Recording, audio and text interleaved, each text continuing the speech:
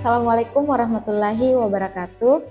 Selamat pagi, tim penilai sertifikasi dosen gelombang 1 tahun 2025. Perkenalkan, saya Hairatul Nisa, dosen Prodi Sistem Informasi Institut Teknologi Baharudin Yusuf Habibie. Video ini dibuat sebagai syarat pengusulan sertifikasi dosen, yaitu pernyataan diri dosen dalam unjuk kerja Tridharma Perguruan Tinggi atau PDD UKT PT di bidang pengajaran. Mata kuliah yang akan digunakan dalam video pembelajaran adalah analisis perancangan sistem informasi pada semester 3 dengan bobot 3 SKS dengan metode pembelajaran berbasis proyek. Mata kuliah ini berfokus pada identifikasi kebutuhan pengguna dan perancangannya dalam mendukung tujuan organisasi. Mahasiswa akan mempelajari terkait konsep, metode, dan teknik dalam menganalisis serta merancang sistem informasi, termasuk penggunaan alat bantu untuk memastikan sistem yang akan dibangun sesuai dengan kebutuhan organisasi.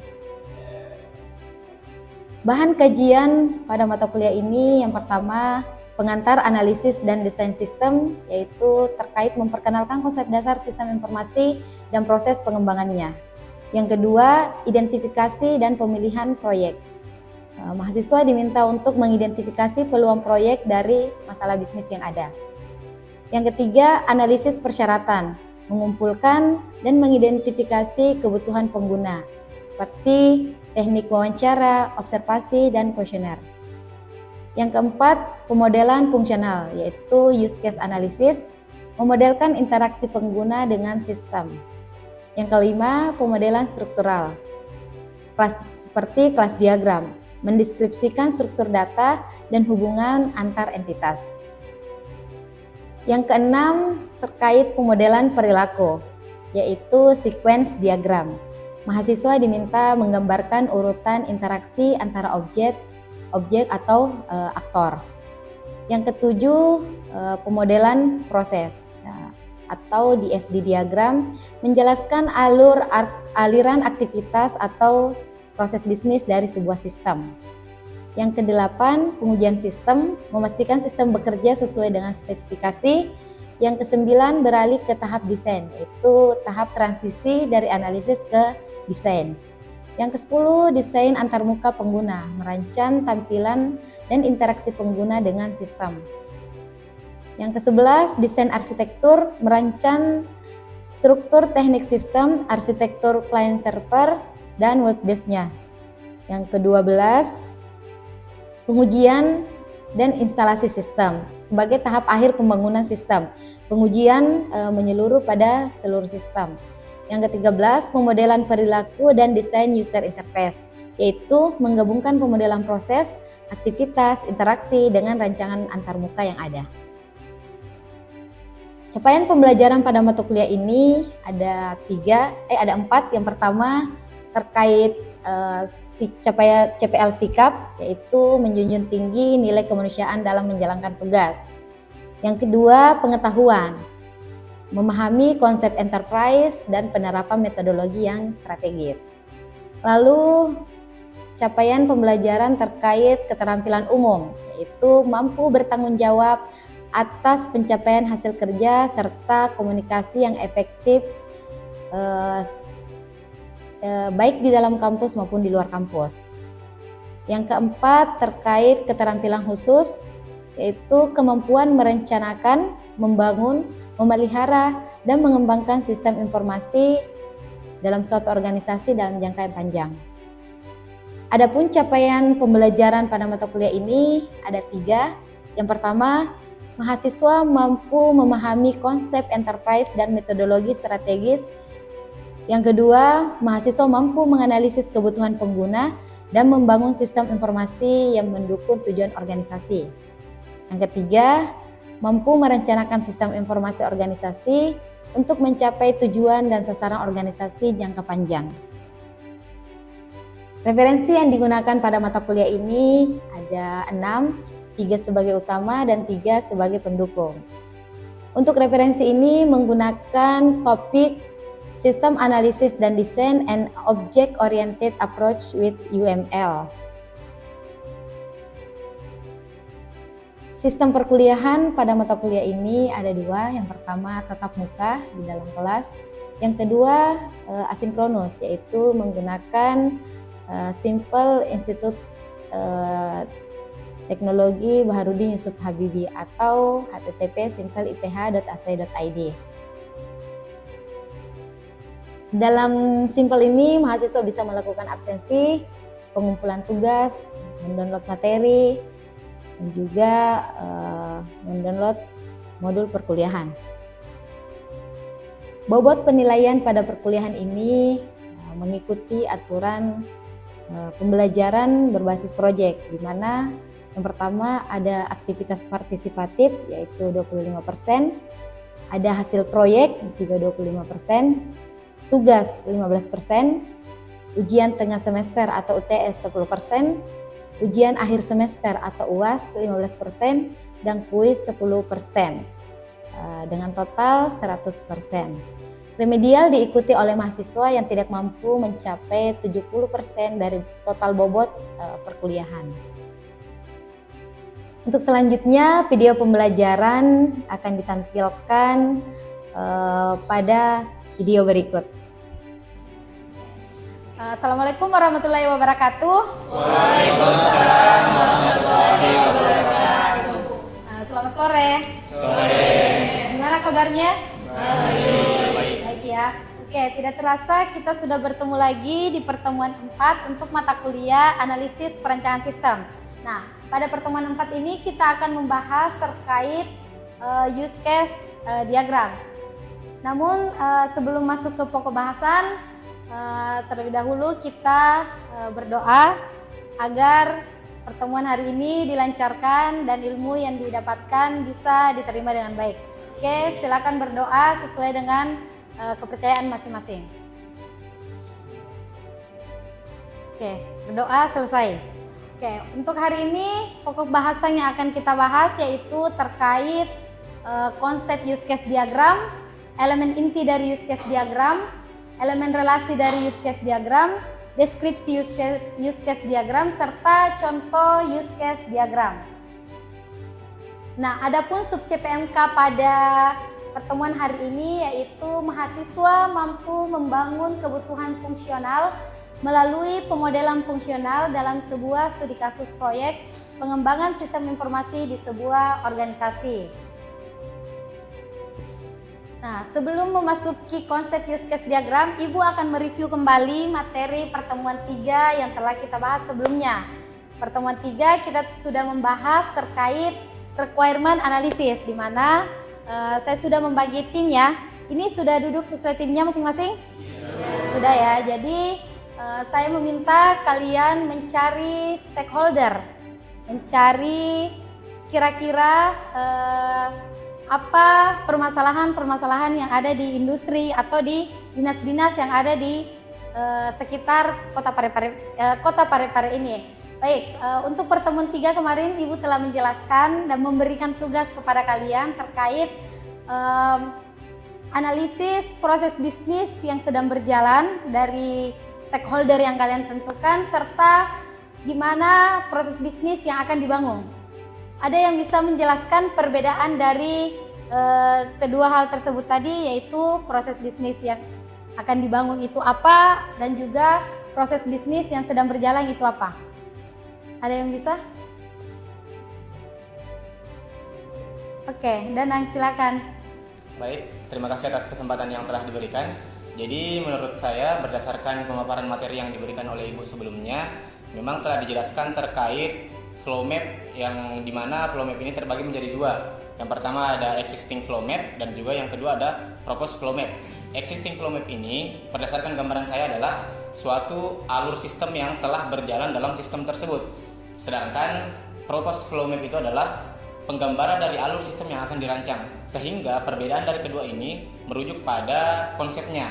Jadi untuk existing flow map adalah alur sistem yang telah diterapkan pada suatu alur pasar atau institusi, sedangkan untuk proposed flow map itu adalah rancangan alur yang akan dibangun. Misalnya contoh kita ambil studi kasus dalam transaksi penjualan.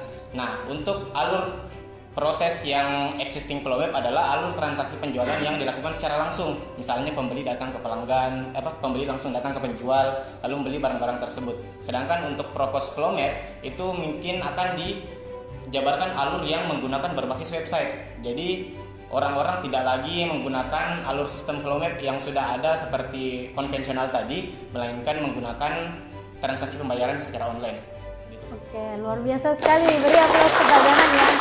Jadi berarti timnya Danang ini sudah melakukan kunjungan sistem requirement analysis ke stakeholder ya? Oke. Berdasarkan hasil penjelasan Danang tadi, berarti saya anggap semua tim ini sudah mempunyai stakeholdernya masing-masing, sudah mempunyai masalahnya masing-masing, sudah mengetahui sistem yang sedang berjalan sekarang dan juga sistem yang akan dibangun. Seperti itu.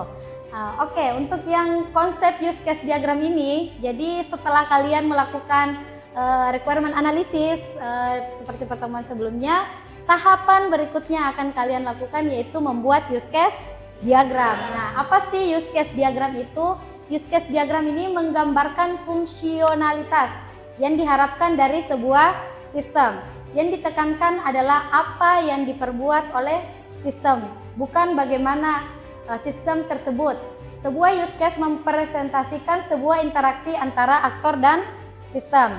Memetakan use case untuk setiap aktor dengan memastikan bahwa tidak ada kelompok pengguna yang dirugikan atau diabaikan dalam akses dan fitur yang tersedia. Jadi misalkan kita menentukan aktor atau siapa yang akan menggunakan sistem ini, kita tidak merugikan beberapa pihak seperti itu. Jadi semua pihak atau semua aktor yang kita tentukan itu masing-masing mempunyai kegunaan seperti itu. Oke, selanjutnya itu terkait elemen inti dari use case diagram. Jadi dalam membuat use case diagram, dalam merancang use case diagram itu kita nggak asal buat use case. Use case itu seperti ini loh. Ada ketentuan-ketentuan yang harus kita ikuti, yaitu terkait konstruksi use case. Jadi gambaran use case itu dibuat seperti ini. Jadi gambar apa ini? Elips ya. Jadi dibuat, jangan kalian nanti menggunakan lingkaran, itu akan berbeda fungsi. Jadi kalian buat yang elips. Ini diperuntukkan sebagai gambaran fungsionalitas atau kegunaan dari suatu sistem atau entitas lain yang berinteraksi dengan aktor sistem. Lalu yang kedua ada yang namanya aktor. Nah, aktor ini menggambarkan orang, sistem atau eksternal entitas yang menyediakan atau menerima informasi dari sistem. Jadi aktor ini kita gambarkan sebagai gambarnya seperti ini. Jadi yang biasa disalahgunakan oleh mahasiswa itu adalah dia berpikir bahwa aktor itu orang. Jadi aktor itu tidak hanya berbicara orang, tapi fungsionalitas orang, siapa yang akan menggunakan sistem tersebut gitu. Jadi kita tidak berbicara misalkan aktornya Danang atau aktornya Lukman, tidak seperti itu. Danang dan Lukman kita sebut sebagai mahasiswa. Misalkan kita buat contoh untuk sistem siakat misalkan kan. Dalam belanja KRS kan fungsinya use case-nya ada apa biasanya kalau membuat KRS? Mengajukan KRS, terus bisa download juga kan? Download KRS-nya, pilih mata kuliahnya.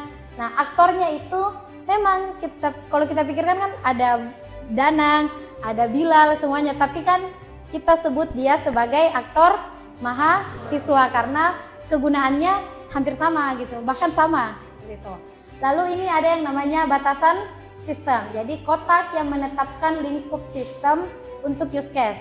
Nah, semua use case di luar kotak ini dianggap dari sistem tersebut. Biasanya juga mahasiswa pengalaman nih tahun kemarin tuh mahasiswa kalau buat use case dia skip nih bagian ini, kayak ini hanya kotak biasa seperti itu Bu. Padahal ini tidak, ini yang menggambarkan fungsional. Oh ternyata yang ada di dalam kotak sistem ini loh seperti itu. Nah, untuk memetakan use case untuk setiap aktor dengan memastikan bahwa tidak ada kelompok pengguna yang dirugikan atau diabaikan. Jadi ini harus kalian tekankan bahwa dalam menentukan aktor dicek dulu kira-kira misalkan kalian mau menggunakan biasanya kan ada admin kepegawaian nih atau admin kampus. Dilihat dulu kira-kira fungsionalitasnya sama tidak aktor ini. Kalau memang kurang lebih sama, kenapa nggak disatuin aja seperti itu. Jadi jangan membuat aktornya tuh banyak. Jadi yang login ada yang login kepegawaian lah, ada yang login admin kampus lah. Jadi kalau memang bisa, oh ini bisa nih kita satukan aja, walaupun orang yang mengoperasikannya berbeda seperti itu. Oke, selanjutnya sampai sini ada yang mau ditanyakan? Sampai sini? Apa nih ya? Nah, untuk slide berikutnya yaitu terkait elemen relasi use case diagram. Jadi setelah tadi kita mempelajari elemen intinya, berikutnya itu ada yang namanya elemen relasi. Jadi untuk relasinya itu ada 4. Yang pertama asosiasi. Jadi untuk asosiasi ini partisipasi suatu aktor dalam use case, yaitu menghubungkan aktor dan instance use case berkomunikasi satu sama lain. Jadi sintaksnya tuh sudah ada, jadi kalian gak boleh menggunakan sintaks sendiri nih. Saya di Draw.io saya nggak ada logo ini gitu, jadi saya pakai yang lain nggak. Jadi semua ada fungsinya gitu. Untuk generalisasi, hubungan taksonomi antara use case yang lebih umum dan use case yang lebih spesifik. Lalu ini yang biasa kita sebut dengan extend atau perluasan ya, relasi use case tambahan ke use case di mana use case yang ditambahkan dapat berdiri sendiri walau tanpa use case tambahan ini.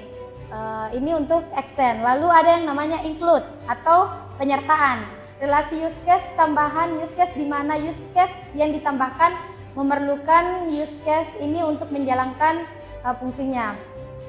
Baik, untuk contoh dari elemen-elemen ini, di sini ada contoh untuk elemen relasi. Untuk relasi yang komunikasi, misalkan ini yang umum kalian gunakan, misalkan ada aktor, apa fungsinya? Jadi pelanggan bisa membaca struk atau bisa membeli apa, melakukan pemesanan, ini umum lah yang kalian gunakan ya. Lalu ada yang namanya relasi penyertaan atau dia penyertaan itu include ya. Jadi sebelum untuk bisa login dia membutuhkan user name gitu. Jadi dia nggak bisa berdiri sendiri gitu. Dia membutuhkan si use case masukkan username ini. Jadi itu yang namanya penyertaan. Nah, kalau yang perluasan ini bisa berdiri sendiri, bisa digunakan juga. Misalkan denda kan. Nah, biasanya kalau kita buat sistem yang ada dendanya tuh apa ya? Peminjaman buku, perpustakaan ya. Nah, biasanya tuh kita ada pengembalian ya, ada fitur pengembalian. Nah, untuk memberikan denda, karena biasanya mahasiswa tuh kalau minjam buku telat atau apa ya, jadi untuk dendanya tuh kita nggak buat satu denda lagi, kita sertain aja dia kan di pengembalian. Kalau misalkan dia telat berarti dia harus bayar denda. Nah, denda beda lagi fungsionalitasnya ke bawah kan. Nah, itu untuk yang perluasan. Untuk relasi generalisasi ini mungkin bisa digunakan untuk aplikasi-aplikasi e-commerce mungkin. Nah, e-commerce kan biasanya di Shopee misalkan kalian ada kan pelanggan yang gold. Nah, ada yang apa lagi tuh? Silver. Itu kan perbedaan kasta ya di dalam pelanggan. Jadi misalkan ini pelanggan gold card. Lalu ada pelanggan reguler, jadi itu yang namanya relasi generalisasi. Sebenarnya ada hubungan lebih dari tiap aktor gitu. Nah, untuk slide berikutnya terkait deskripsi use case diagram. Jadi nanti kalian kalau sudah membuat use case diagramnya harus membuat deskripsi use case diagramnya juga. Jadi harus ada penjelasan use case yang kalian buat. Jadi misalkan jadi use case diagram deskripsinya itu menjelaskan fungsi dasar dari sistem menggunakan kata-kata atau word. Karena kalau use case itu kan kita gambar ya, kita buat pakai Draw.io. Jadi kita buat deskripsinya agar pembaca tuh bisa mengerti. Kalau misalkan yang baca tuh sesama IT, mungkin dia bisa mengerti, oh use case tuh seperti ini. Tapi kalau di luar IT butuh deskripsi kan, oh ini fungsinya seperti ini. Nah, setiap deskripsi use case ini akan mendeskripsikan satu atau hanya satu fungsi, tetapi memiliki beberapa jalur di mana pengguna dapat mencapai fungsi tersebut. Jadi untuk membuat deskripsinya ada seperti ini. use case-nya ada aktornya, aktor yang terlibat siapa, misalkan pelanggan dan sebagainya, apa deskripsinya, aliran secara normalnya seperti apa, dan juga aliran alternatifnya. Nah, ini salah satu contoh deskripsi use case diagram ya. Nah, jadi ini contoh use case diagram. Jadi nanti kalian bisa buat use case diagram pakai Draw.io kemarin. Sudah instalasi Draw.io? Nah, kemarin buat flow map, buat flowchart pakai Draw.io ya. Nah, untuk use case ini kita juga bisa menggunakan. Jadi sebenarnya nggak harus Draw.io. Jadi kalian Ibu bebaskan, silakan kalian menggunakan apapun. Yang penting jangan pakai Microsoft Word. Jangan dibuat kotak-kotaknya masing-masing gitu. Ditarik karena sudah ada sebenarnya untuk membuat itu. Nah, untuk deskripsi use case. Deskripsi ini gambar contoh use case sistem penjadwalan produksi ya. Jadi ini ada 3 aktor nih. Ada produksi, marketing, dan PPC. Dan di sini seperti yang Ibu jelaskan tadi, ada batasan sistemnya. Jadi di sini dijelaskan bahwa di dalam sini ada si produksi ini bisa mengelola data produk, bisa membuat MPS dan sebagainya. Jadi nanti kalian juga buat kira-kira fungsionalitasnya dari sistem yang akan kalian rancang tuh seperti apa. Jadi deskripsi ini digunakan untuk memberikan pemahaman yang jelas tentang bagaimana sebuah use case itu berfungsi, siapa saja yang terlibat, serta alur aktivitasnya. Deskripsi ini biasanya melengkapi use case diagram dengan informasi tekstual yang mencakup elemen-elemen penting dari sebuah proses atau fitur. Nah, sampai sini ada yang mau ditanyakan? Oke, silakan Yulistio. Bertanya Bu, Oke. Pertanyaan saya itu Bu, mengapa aktor tidak masuk di dalam sistem Bu? Mengapa aktor tidak masuk di dalam sistem? Jadi, atau ada yang bisa bantu jawab? Ada yang bisa bantu jawab mungkin? Tadi kan dijelaskan seperti ini, sistem, batas sistem. Kotak yang menetapkan lingkup sistem untuk use case. Semua use case di luar kotak akan dianggap di luar sistem tersebut. Nah, tadi benar sekali ya pertanyaan Yulistio, kenapa aktor ini tidak dimasukkan ke dalam sistem? Nah, jadi aktor ini kan dia bukan fungsionalitasnya ya, sedangkan sistem itu fungsionalitasnya, apa-apa yang akan kita kerjakan di dalamnya, sedangkan aktor ini adalah penggunanya atau operatornya. Makanya kita tidak libatkan di dalam batasan sistem ini karena fungsionalitasnya tidak masuk ke sini. Seperti itu Yulistio. Atau ada jawaban lain mungkin? Ada yang mau kasih jawaban lain? Tidak ada ya? Oke, next. Nah, ini untuk contoh deskripsi use case login. Tadi seperti di slide sebelumnya itu ada use case login ya. Jadi ini sebuah fungsionalitasnya. Jadi nanti sistemnya tuh ada loginnya. Jadi kita buat deskripsinya. Nah, aktornya siapa-siapa nih yang bisa login? Ada PPC, ada produksi dan marketingnya. Nah, deskripsinya untuk apa sih use case login ini? Use case ini menggambarkan setiap aktor dapat masuk ke dalam sistem. Jadi terus di aliran secara normalnya itu dijelaskan. Untuk menjalankan use case login ini, user membuka form login. Form login user memasukkan username dan password pada form login. Kedua, sistem akan memvalidasi data. Apakah data yang telah dimasukkan telah benar atau tidak. Yang ketiga, jika data benar maka user akan masuk ke halaman utama sistem. Lalu jika salah, maka user akan kembali ke form login. Jadi ini alur sistemnya. Jadi untuk fungsionalitas atau use case login itu gimana sih cara mengoperasikannya. Nah, untuk aliran alternatif ini bebas ya.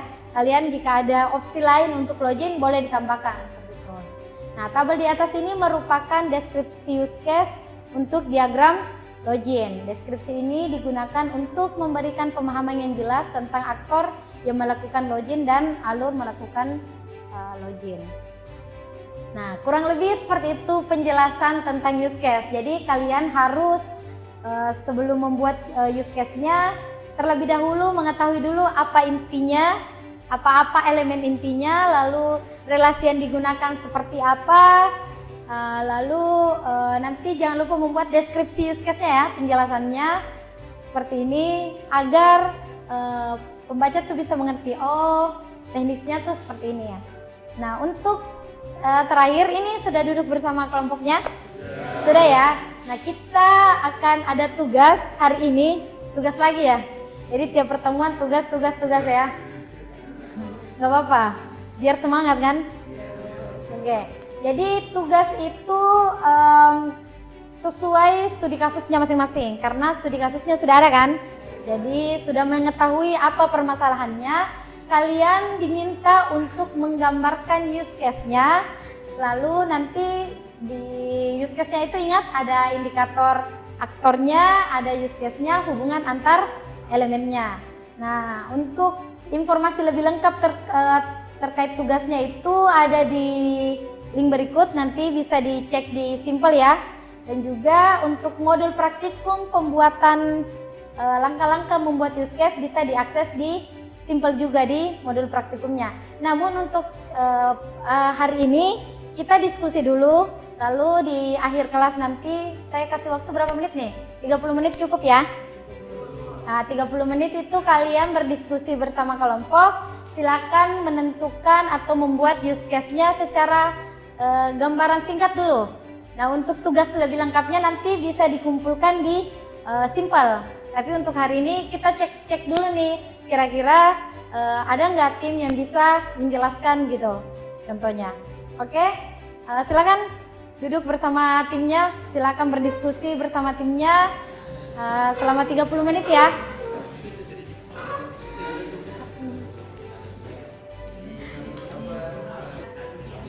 Oke, gimana tugasnya, sudah selesai?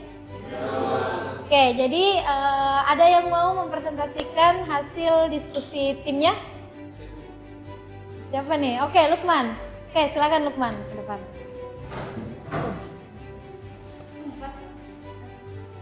Enggak apa juga.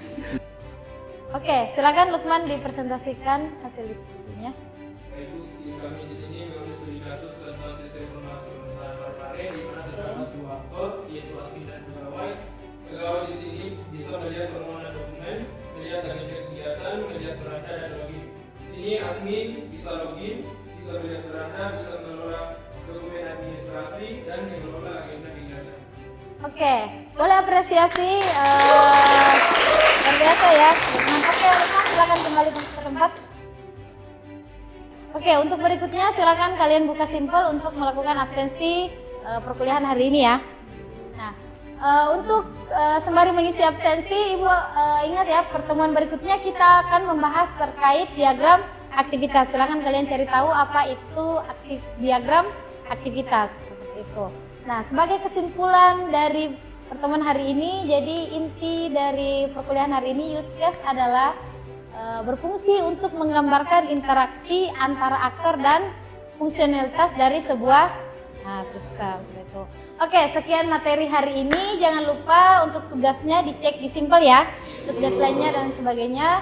Terima kasih. Assalamualaikum warahmatullahi wabarakatuh. Waalaikumsalam warahmatullahi wabarakatuh.